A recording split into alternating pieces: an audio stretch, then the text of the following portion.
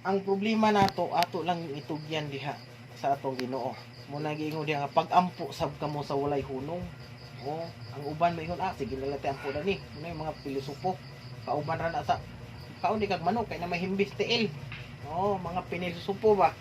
Oh, sa tanang panahon kuno, sa atong pagmata, sa atong paglakaw, o sa tanang panahon sa mga butang atong pagabuhaton sa atong desisyon sa atong kinabuhi. Sunod is mapasalamaton kamo sa tanang higayon kay kini mao ang pagbuot sa Dios diha kang Kristo Jesus alang kaninyo. Sa ato ang tanan nga mga butang nga nahitabo sa atong mga kinabuhi is pagbuot ni kitawag naka-program na siyang daan. Ha? Sumala sa Jeremias 1 versikulo 5 nag-ingon diha nga sa taguangkan ka pa lang sa imong ginikanan nailhan ko na daan kung kinsa ka. O nakaila na siyang daan muna sa bisan unsa man nga mga posisyon. So bisan unsa man nga mga achievement nga naabot nato sa atong kinabuhi, kinahanglan atong daygon permente ang Ginoo. Dili nato ang kunon sa atong kaugalingon ang mga butang nga atong nadawat sa atong kinabuhi.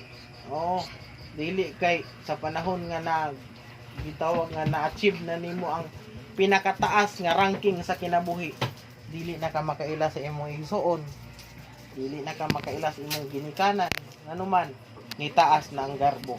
Muni siya ang kinabuhi ni Satanas nga didto siya sa langit nga nitaas ang iyang garbo, gusto na niya pulihan o palabuan ang gitawag nga trono sa Dios, o gusto niya nga mas mulabaw pagid siya.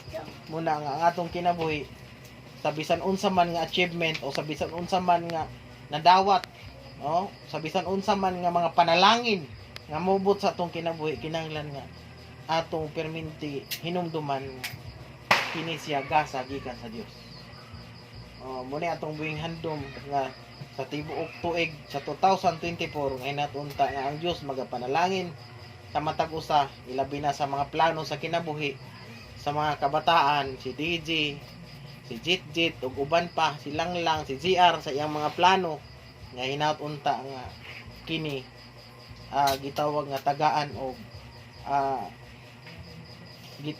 tagaan o panalangin sa Ginoo nga kini nga mga plano matagaan og katumanan.